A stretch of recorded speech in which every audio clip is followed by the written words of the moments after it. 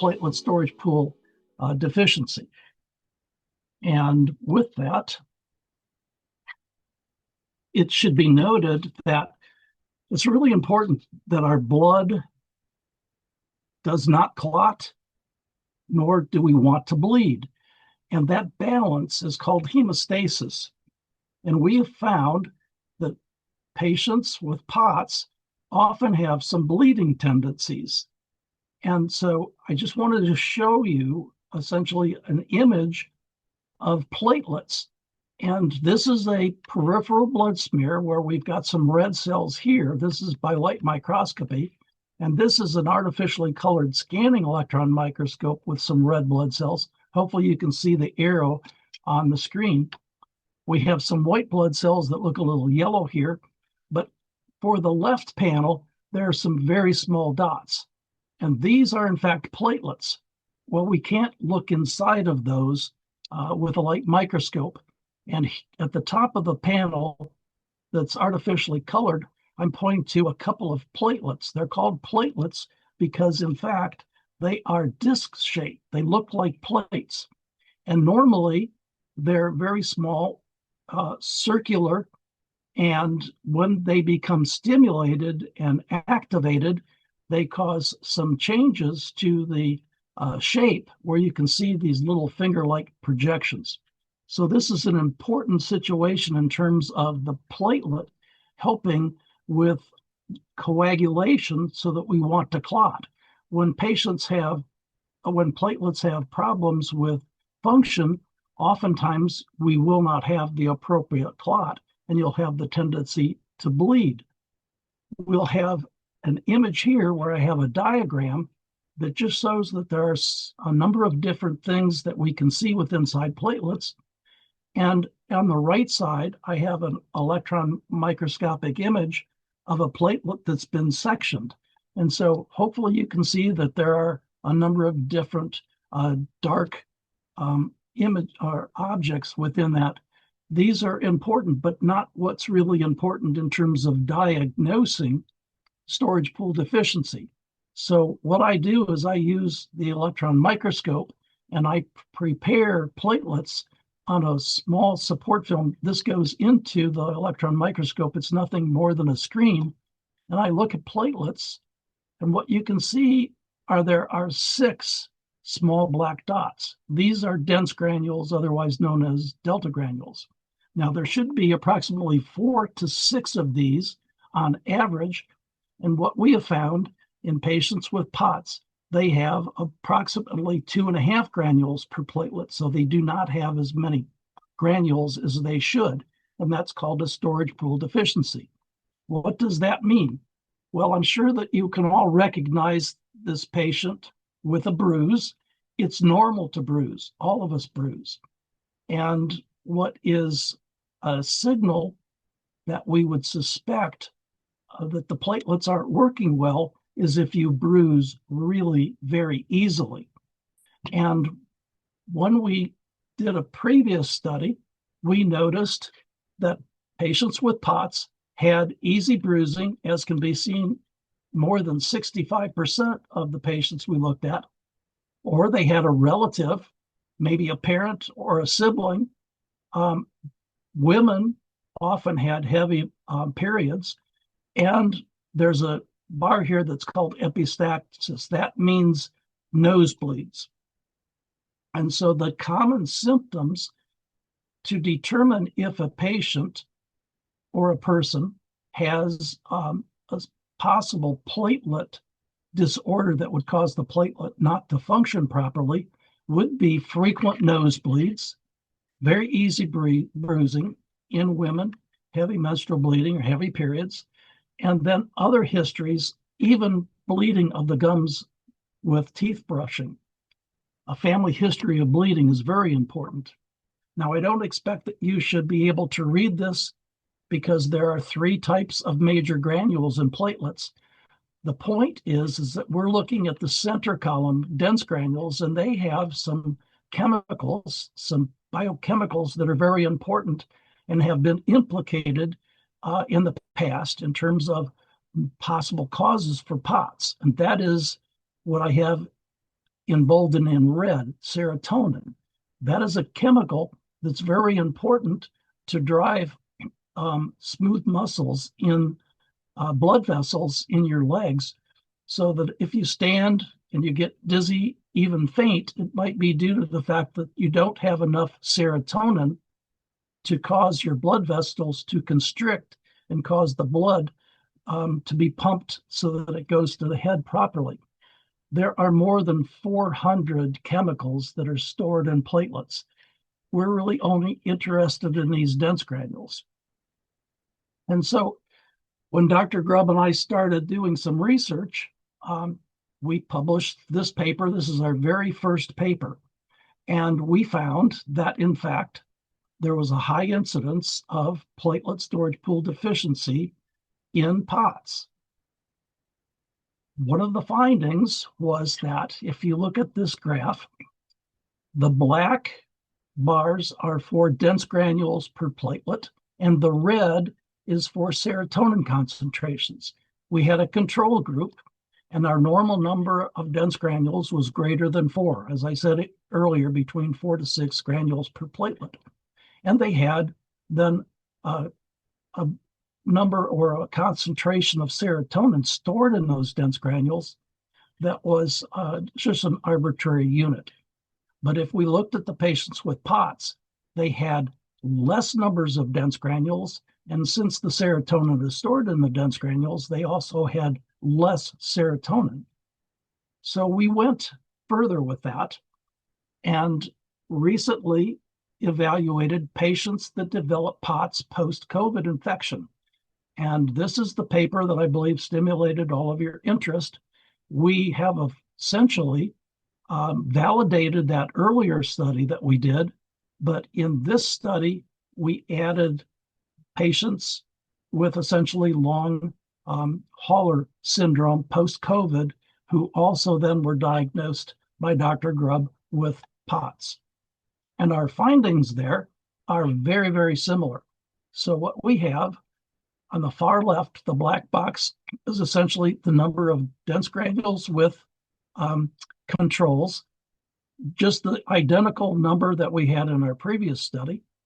Then we looked at patients that got COVID who recovered healthy, and you can see that the green box is almost identical to the black box. So we have two groups of POTS patients, the red and the yellow. The red box essentially are patients that developed POTS before the pandemic, whereas the yellow box are patients that got COVID, did not get better, and they look identical to essentially patients that got POTS before having COVID. So this implicates the fact that it is very possible, if not probable, that POTS has a viral basis. You get an infection and then you develop that. So what about the platelet in POTS? Essentially, we have shown that patients with POTS predominantly have this platelet storage pool deficiency. This can be inherited just like you inherit blue eyes or brown eyes. In terms of what it means by autosomal dominant, if you have a parent with brown eyes and you have a parent with blue eyes, you're going to have brown eyes. If you have two parents with blue eyes, you're going to have blue eyes. This is the same way that this platelet storage pool deficiency appears to act.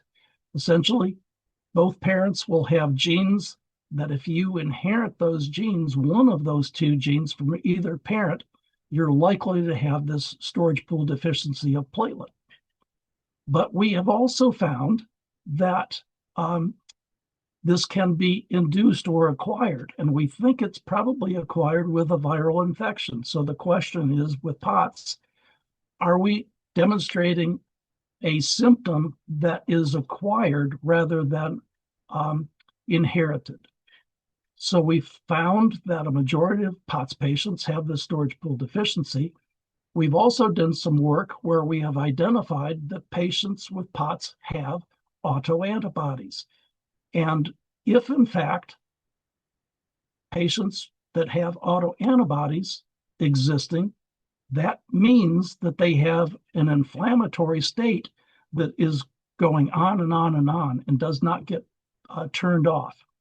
So what we're curious about is the fact, do POTS patients have an inflammatory condition? So how are these results related to POTS? And I'm going to turn it over now to Dr. Grubb. So we felt strongly that these disorders were most likely autoimmune in nature. Autoimmune meaning your own system was turning against itself. Much of this is very hard to understand, especially for a lay public not used to looking at it. So I thought I'd try to put it in a different way. Your immune system has an alarm system. In POTS patients, these alarms are stuck in the on position, constantly signaling danger even when there isn't any. We measured several of these alarm signals in the blood and found they're elevated in POTS patients, whether they got sick from Epstein-Barr virus years ago or from POTS recently. So this was our first time we decided to try to look for this.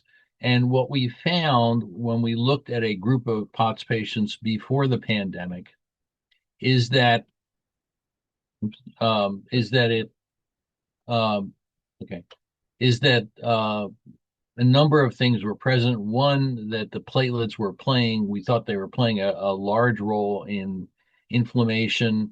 And these are all, what we're going to show you are all various markers of a autoimmune or autoinflammatory condition. And what we have also uncovered, which we weren't looking for at first, is that the platelet seems to play a very important role in turning on these immune responses. That the platelet granules can not only make the cell membrane more adherent and more aggregable, so they can clot more easily, but the platelet can also release serotonin into the bloodstream and be one of the chemical signals to start the inflammatory process. So it has a dual role. And in nature, we in our human minds tend to think of this thing does this and this thing does that. But in reality, many things in nature, one thing will do multiple different functions simultaneously. One thing that most people are unaware of, there are actually two immune systems in the body.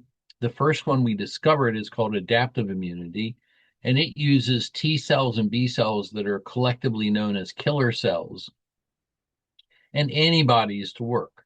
The antibodies will find a foreign body or an invader, lock to them, and then the T cells and B cells come in and can damage them.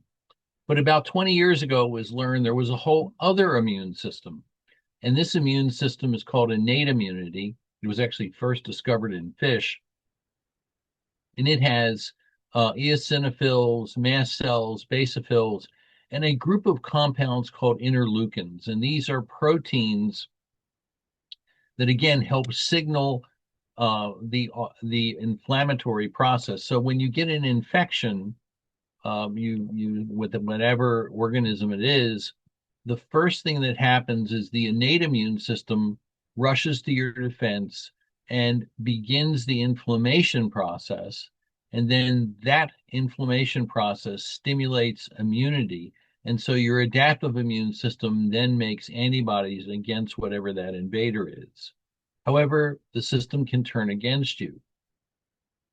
And what can happen is your innate immune system can suddenly turn against you, and use the term autoinflammatory. And then that can trigger an autoimmune response. So we looked at a number of these interleukins that are associated with autoinflammatory conditions that have been identified in the past. The one on the left, there's a thing called caspase. You can think of caspase as the match that lights the fire. It's an enzyme that activates other inflammatory signals. When we see elevated caspase, we know that the inflammation cascade has been triggered. With interleukin 1b and interleukin 18, these are like smoke signals. Once caspase lights the match, these signals spread the message there's a problem here throughout the body. Interleukin 6 is the 911 dispatcher of inflammation. It amplifies the alarm and recruits more immune cells to respond. Interleukin 6 has been heavily implicated in rheumatoid arthritis as one of the principal interleukins. In both, we also found anti-adrenergic antibodies. I will show you those in a moment. And these are like friendly fire antibodies. Your immune system mistakenly made antibodies against the receptors that control your blood pressure, and it's like having antibodies that jam the thermostat in your house. The alpha 1 receptors are in blood vessels, particularly in the venous system, and when stimulated, cause vessels to constrict. They're also in the GI tract and help govern gastric and bowel motility or peristalsis. And what we found is that 90% of patients had very high levels of these. Interestingly, we also found another kind of autoantibody, and these are to what are called muscarinic M4 receptors. These are not well characterized as what they do, but they tend to be heavily in the brain and they govern dopamine release. More and more, these are being implicated in a number of psychiatric illnesses. For example, a new drug has just come on the market that's being marketed for schizophrenia that stimulates the M4 receptors. So we think they may play a role in the brain fog and fatigue aspects of the condition, but we're still trying to investigate that. Some patients had every autoantibody elevated. These were often people that were very ill, wheelchair bound. And what I think this was telling us is there are subgroups within subgroups, that everyone is not exactly the same, that some people have different ratios and different amounts of these that can contribute to their clinical pattern. So we're still working on how a viral infection can do this. It's well known that Epstein-Barr virus can be the trigger of these, and it's now becoming more and more known that COVID can do it. But the exact way in which this occurs is still a subject of investigation. And we're looking at a larger group of people. We're also looking at which of the two killer cells, B cells or T cells, and subtypes of those are most involved in these to get a better idea. So there's a lot of work to be done. You can't just do one set of tests and say, oh, this is what's happening, but rather you have to gather various lines of evidence to suggest that that's what's going on. So interestingly, when I was presenting some of this data in England, a gentleman, Sir Rodney Graham, came up to me. Sir Rodney Graham is known as the father of rheumatology. He is in his 90s. He is still working and still publishing. He was one of the principal researchers that established that many diseases like rheumatoid arthritis and ankylosing spondylitis and lupus were actually autoimmune. And it seems self-evident to us in today's world, but in those days it was not.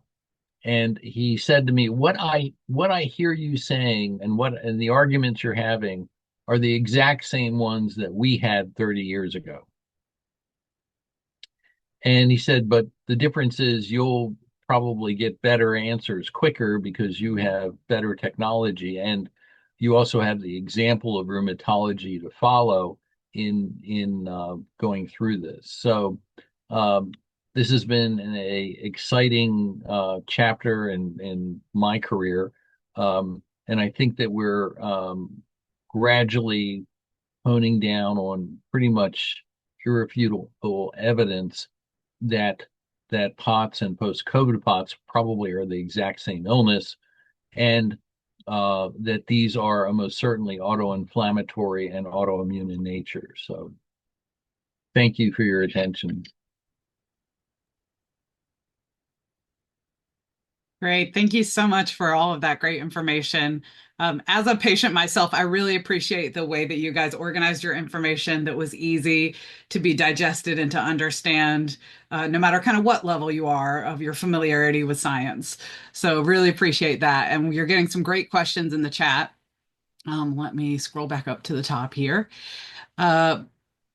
Do these findings have any direction with possible medications, or I know it's the beginning of the research, but does this indicate where we might go with treating POTS better in the future?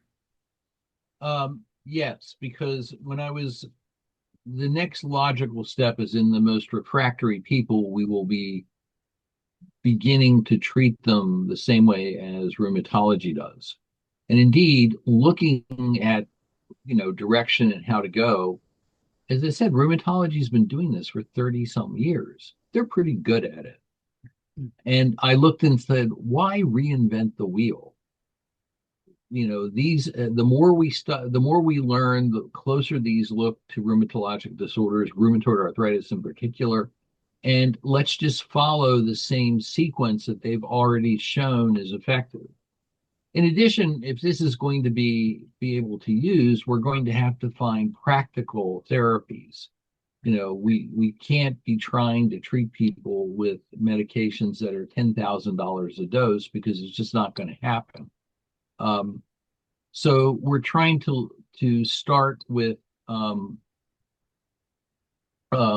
options that are practical, reasonably priced, ones that we can use for a long time, ones that we don't have to fight for months with pre-approval from insurance companies, only to have them reject them a year later, even after they approve them. So we're slowly beginning the same kind of treatment approach that rheumatology does. Interesting.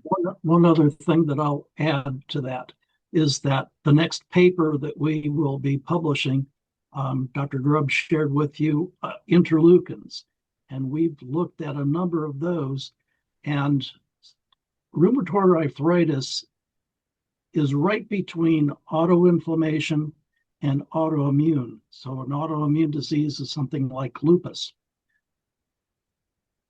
The signal that we have with the cytokines in POTS is identical to that in rheumatoid arthritis, which is really pretty interesting. Yeah.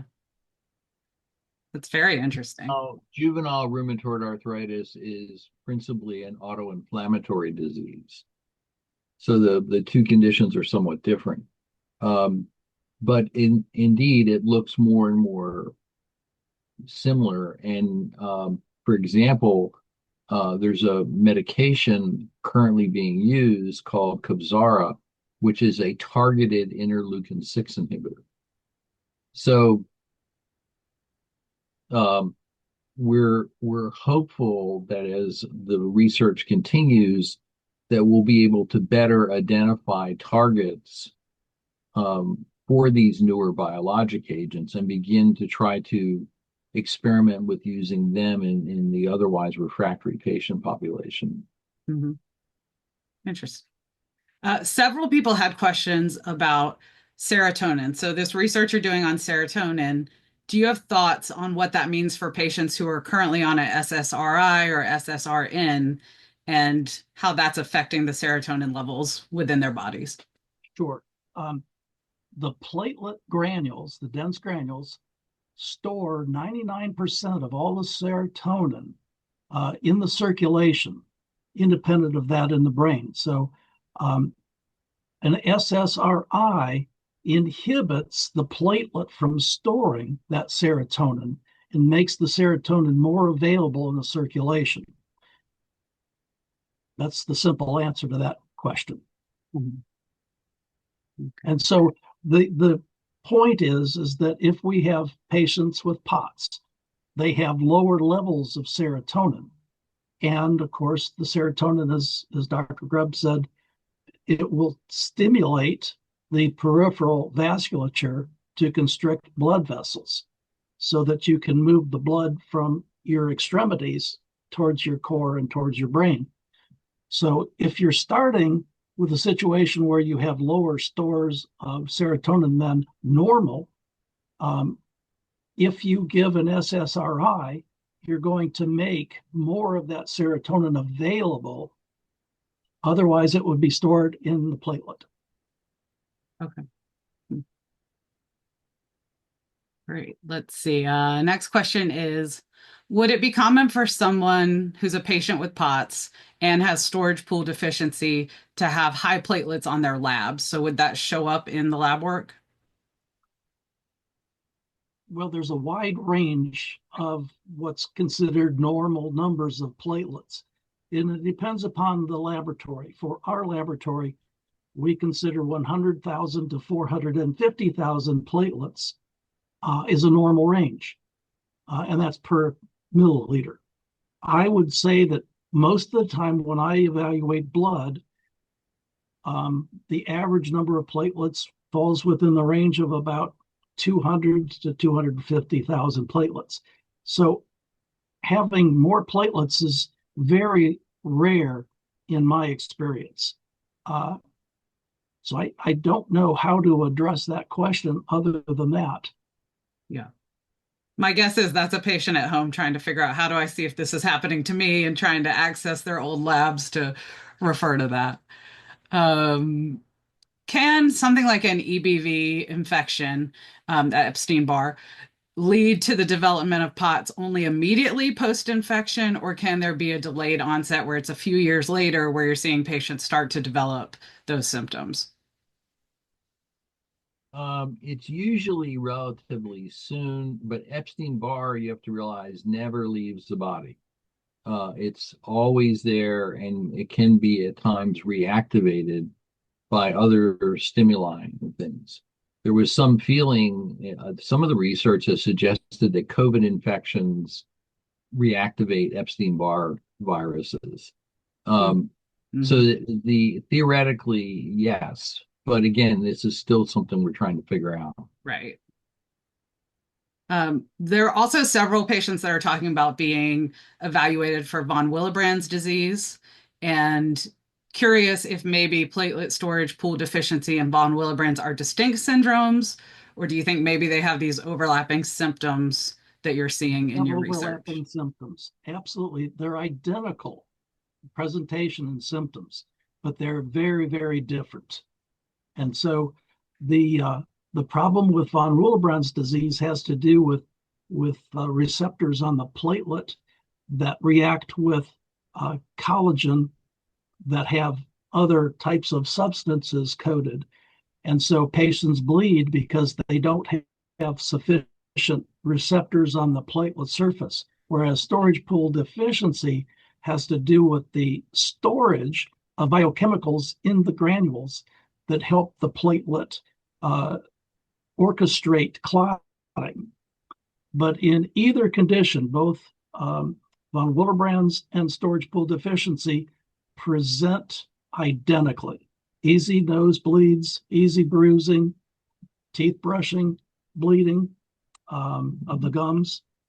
They're identical in terms of the presentation.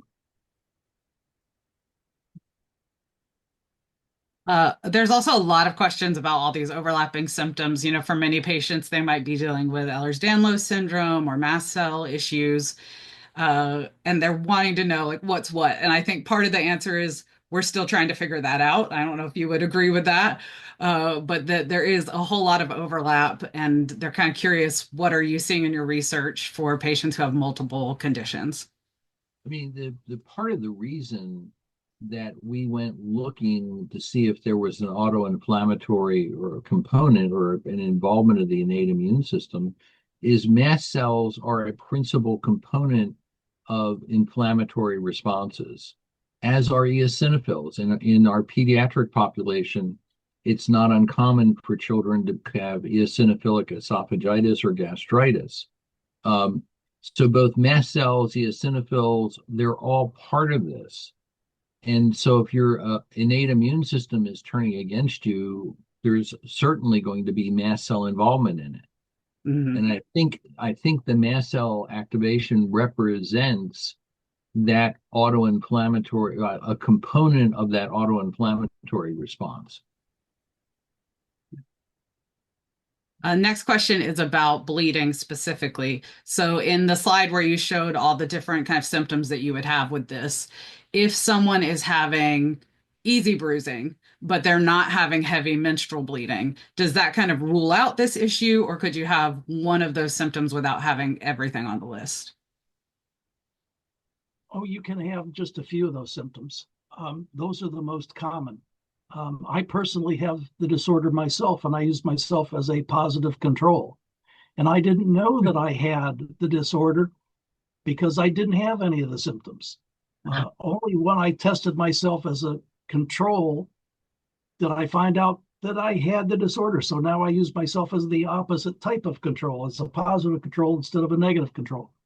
I just don't, I have no symptoms. I might bruise a little easily, but I don't have nosebleeds. When I brush my teeth, my gums don't bleed. Of course, I'm a male, so I don't have menses. Mhm. Um, but I will tell you this.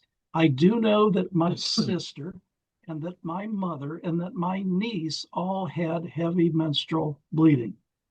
And again, as I said, this disorder is usually inherited in a dominant pattern. So you only need one gene from one parent.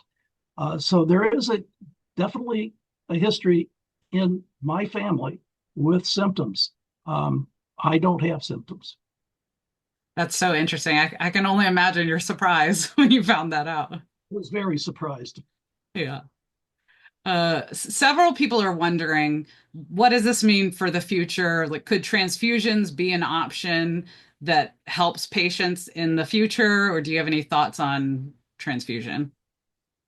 I would never um, believe that that's an option because really transfusions, you have to be seriously ill and anemic. Um, and what do I mean by that? I'm talking about a normal range of platelets about 100,000 to 450,000. You really don't have trouble with the number of platelets in the circulation unless you're probably under 10,000 platelets per ml. So uh, there would be no indication to consider transfusion whatsoever unless you were seriously, seriously sick in terms of a very, very low platelet count. Thank you for clearing up. A lot of people had that question. Let's see. Oh, since we're finding that this may be connected in an effect of chronic inflammation, is there also finding about other chronic diseases? Do you see this platelet issue happening with diabetes or other chronic inflammation? I haven't looked at that, but I have studied patients with lupus, and I couldn't believe the results. And it's essentially on the back burner that I found almost all patients that I looked at with lupus also have this storage pool deficiency. So that's a tie for chronic inflammation. Mhm. But I've not looked at patients with diabetes in that regard. Great. Several people are asking about access to your slides and to the recordings. If you are here, that means that you registered for this event. And so we will send you the full recording. It will be edited. It takes us about 3 weeks to, sometimes a little faster, to get it all edited and loaded up onto our website.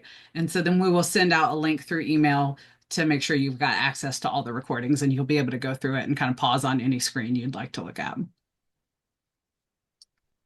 Mhm.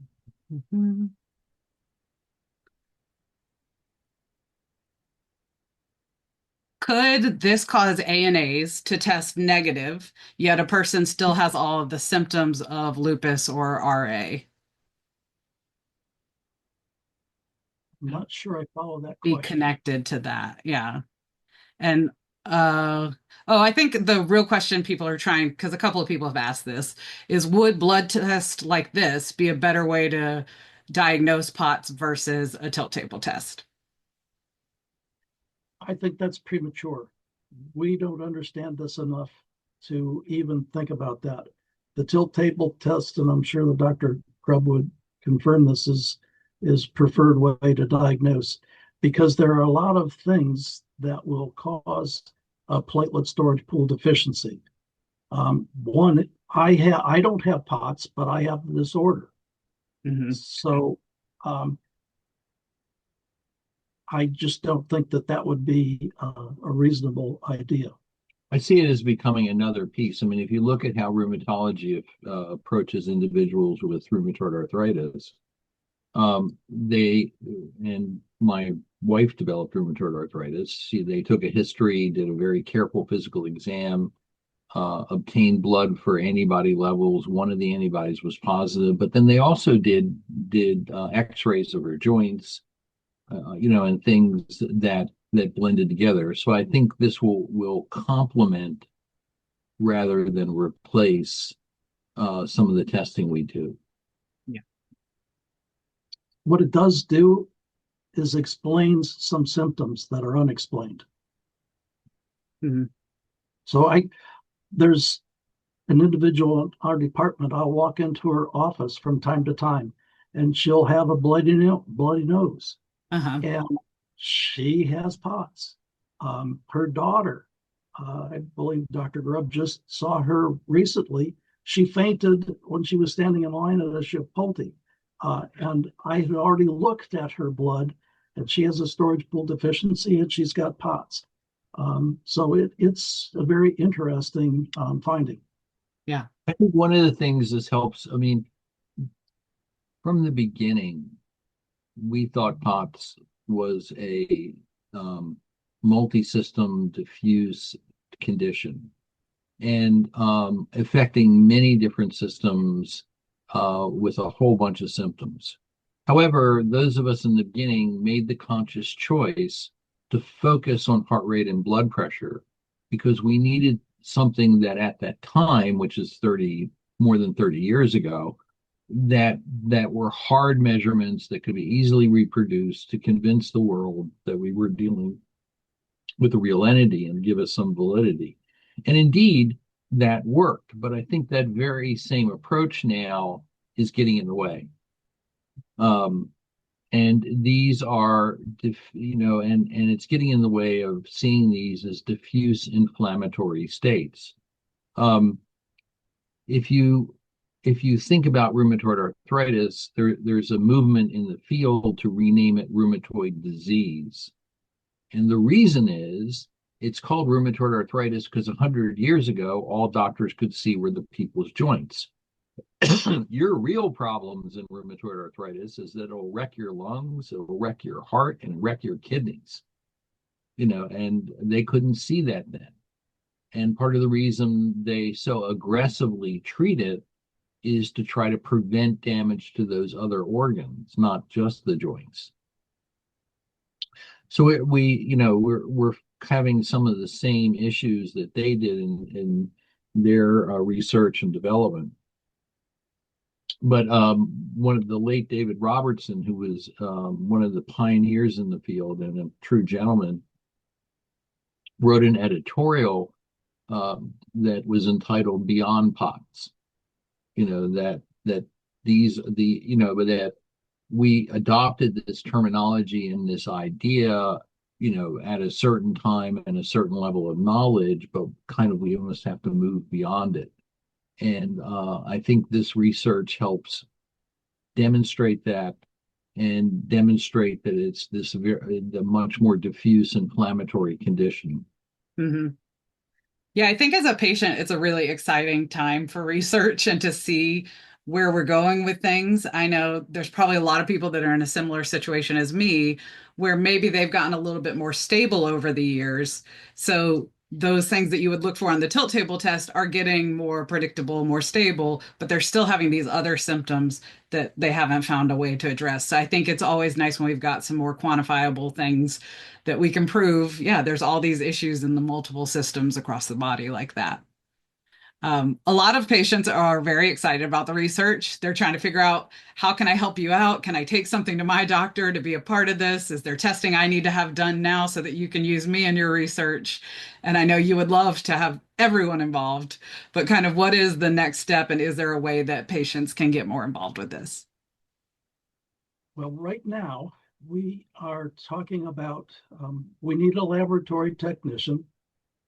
My past technician that helped us with this work is currently a medical student, and he so happens to be at this institution. He's going to medical school someplace else. He's on this last paper. His name's John Spatafor, and he's excited about some other work that we've got going. And hopefully, before he goes back to medical school, he's finished 2 years of medical school. He has 2 more to go.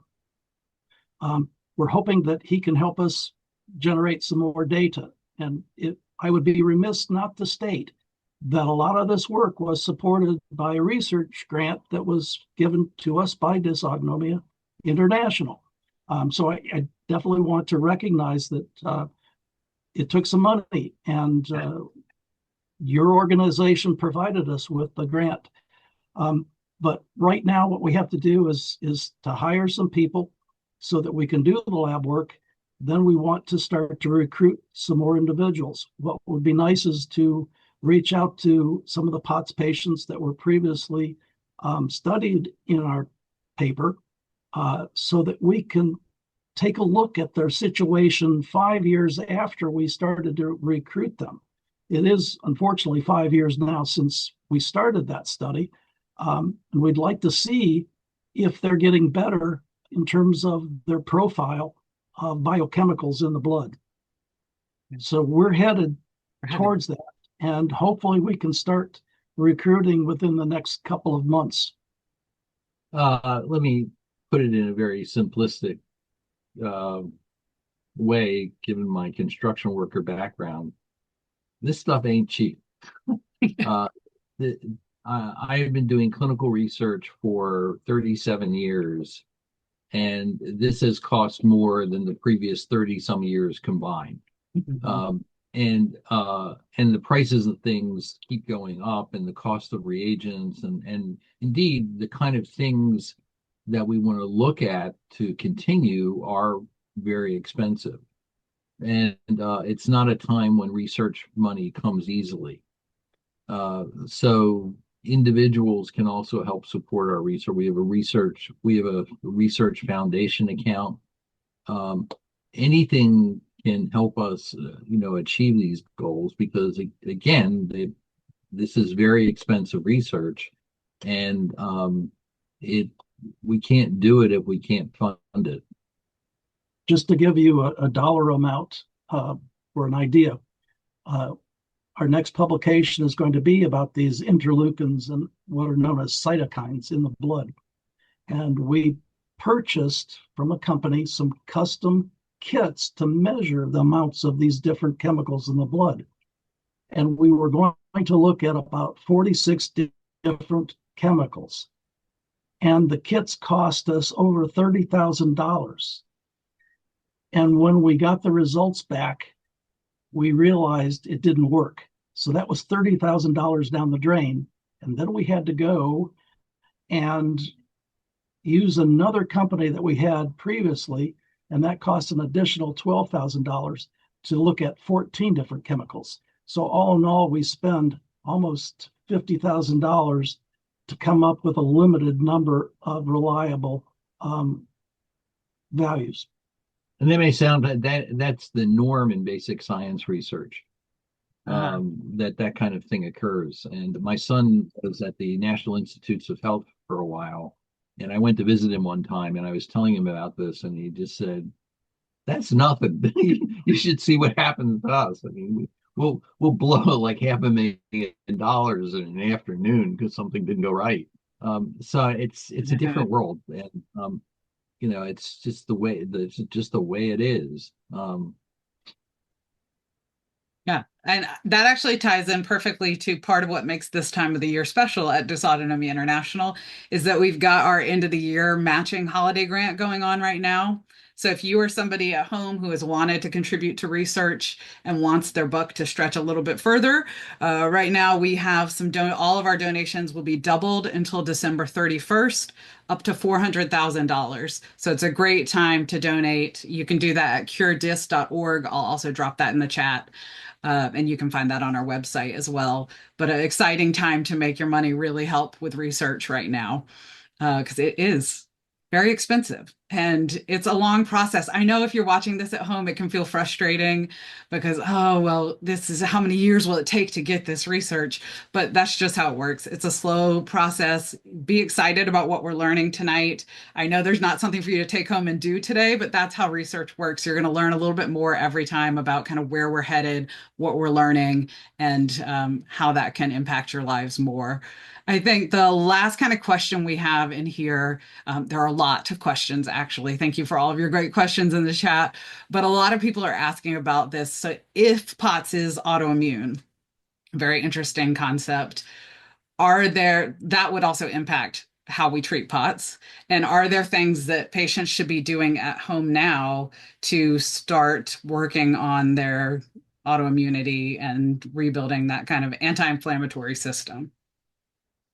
One of the things that help things is simple stuff like getting enough sleep, getting exercise, getting sunlight.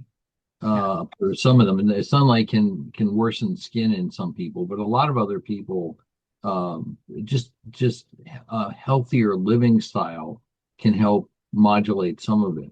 But ultimately, I think we will be, as I mentioned, following in the footsteps of rheumatology. Yeah. But again, we're still doing all this, and we're trying to be careful and conscientious about what we do. Perfect.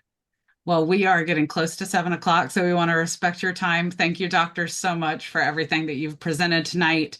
As I said, if you're here, that means that you have already registered with us, so you'll be getting the recording of this. You don't have to memorize everything that was presented. You'll be able to watch it again at your own leisure, and that takes us a few weeks, but it'll be coming straight to your inbox. So that will be coming soon. Like we said, we've got the matching holiday grant challenge going at curedis.org.